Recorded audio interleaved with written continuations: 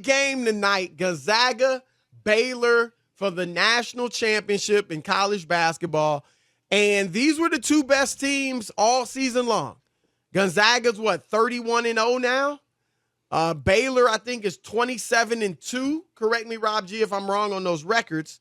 But they have been the two best teams. And, Rob, I'm going to say this honestly, because I watched that game Saturday night, Gonzaga and UCLA, and what a game it was. One for the ages. I got to admit, I started watching it, thought Gonzaga would probably blow them out. UCLA, of course, being an 11 seed. And, man, give them credit. They hung tough. I thought they were going to get blown out. I mean, I just did, I was like, this is where it ends. That's what I thought. Right. This is where it ends. And when they had to put back to tie the score right there, and they needed a miracle shot to lose, UCLA. That's a miracle shot. As much as I would love to just say, wow, when you bank in a three from that spot, Chris, bank in one, it's a miracle shot. And if you're UCLA, you got to tip your cap and go absolutely. There's nothing we could do on that. What could they have done defensively? Nothing. You can't defend that. If you shoot 30% from that spot, you're doing great where you hit it from. And then you try to bank it, you take it down to another 10%. That's what I'm saying, the bank. That was 90% luck. And nothing against Suggs. He's a great shot. Chris, that's right. It's not a knock on him, but some fantastic plays down the stretch.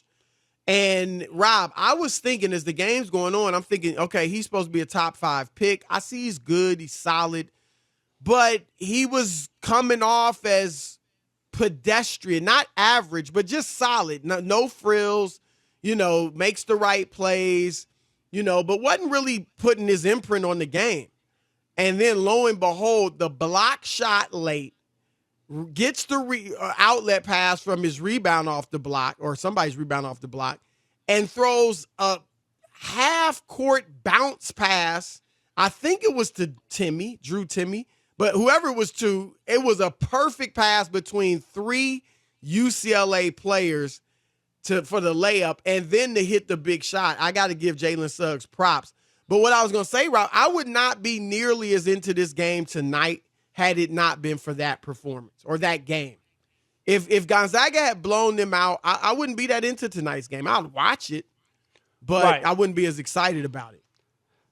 Well, I'm probably with you from the standpoint of, they look like they can be beat. They've been undefeated all year. I think that what UCLA was able to do, and even though they didn't win, Chris, there's an ounce of doubt there to me that they're going to pull this off. And I know they're 4.5-point favorites, Gonzaga, but I think they're going down tonight. Just a gut feeling. I know it's real hard. The pressure's on them. The pressure's not on Baylor. They're the undefeated team. They haven't lost. They made the miracle shot to win. Baylor's like playing with house money. Just go out there and give it your all and make them beat you. You know what I mean? And I really think that Baylor, not only, Chris, is A, good, but I think B, Gonzaga might be running out of miracles. And I'm going to go with Baylor tonight.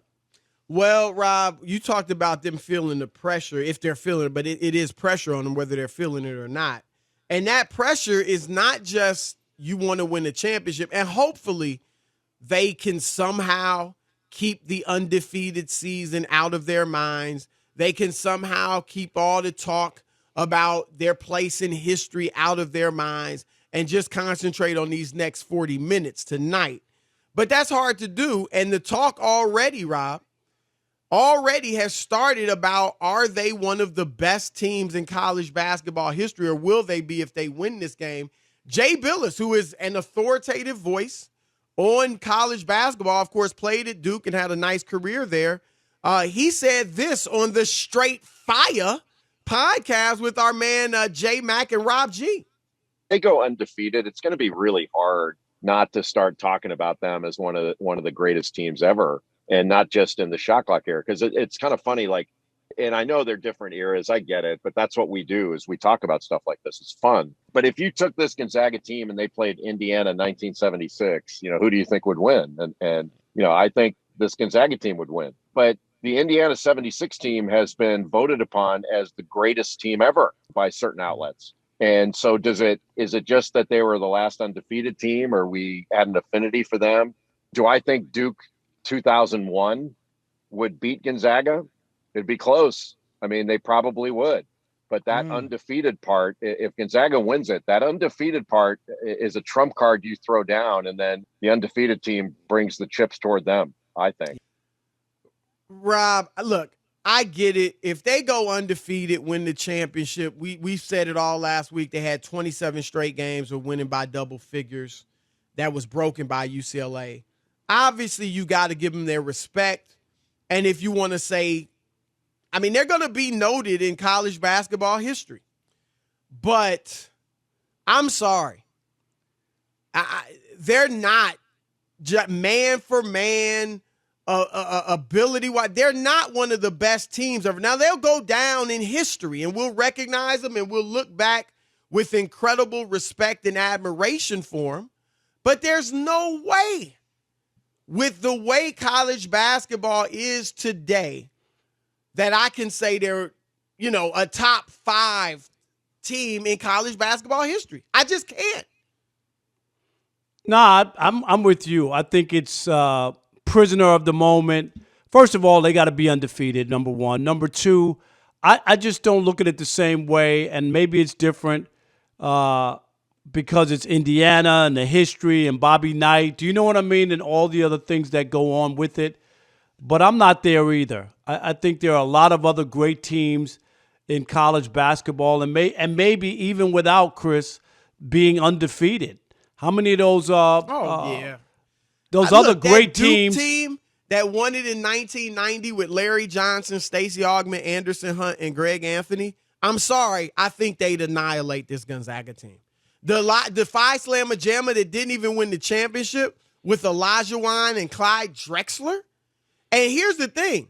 Drew Timme, who's a great college player, he plays inside. So he would be going one-on-one with Elijah Wan. I mean, it ain't even like you could say, Drew Timme would take him outside and hit threes on Akeem. No. He would be playing right in Akeem's wheelhouse. Exactly. I'm sorry. It's nothing against these kids. It's just the fact that the best college-aged players are no longer playing in college. And, Rob, we can point to a time not that long ago when that was not the case. When Michael Jordan won his championship as a freshman, he had James Worthy and Sam Perkins on his team, and they were actually the 2 leading scorers ahead of Jordan. That team wouldn't do damage to this Gonzaga team? That's what I'm saying. I just can't get with it. I understand people are excited. They're seeing this thing, and it's easy to just want to, jump out there and go, oh, wow, this is the best team we've ever seen. I can't buy it. I'm shocked at Billis because, as I said, obviously he's very authoritative when it comes to college basketball. He played. He obviously covers the game now. But, Rod, he's probably, I think he doesn't want to, he doesn't want to drop a blanket on today's college game. I think that's what it is because he knows. Even the Duke team he mentioned with Grant Hill, Bobby Hurley, who was a very good college player, Christian Laettner, who was a great college player. Here's the thing. Think about this. What if Trae Young, LaMelo Ball, Tyler Hero, DeAndre Ayton, James Weissman, Ja Morant, Zion Williamson, Anthony Edwards, what if they were playing in college right now? Right. What if that Duke team was still together with Zion and RJ Barrett? You think Gonzaga would be undefeated? Or even in this game, maybe? You ready? No way, no how. I'm sorry. Right. I'm with you. I just think people, but this is where we are, Chris. It's the nature of where we are. And I'm not trying to poo-poo being undefeated or whatever. I give them credit. If they win, it's something. I actually think it's a bigger story to me if they lose. Which story you think is bigger? Really? Yeah. I'm gonna say it. I think tomorrow it probably is bigger if they lose. Right? All the talk shows is it's too hard to go undefeated. Blah blah blah. But I think historically, Rob, and not that long, like next week, a few days from now, I think the bigger story is if they go undefeated. Yeah. Because these kids will live on.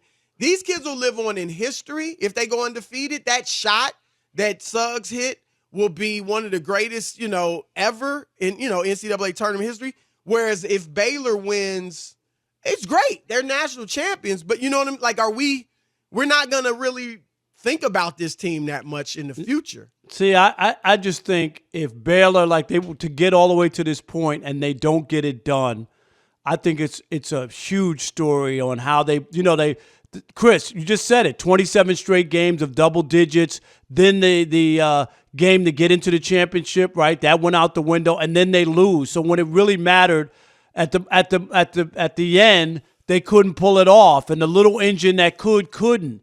And then it would go back to us once again talking about these kind of schools that can't win a championship, even though they're not a mid-major. Do you know what I mean? Like, right. In name, they're a mid-major to people, right? But not in where they are as far as a program. So that's why I think it would be huge. But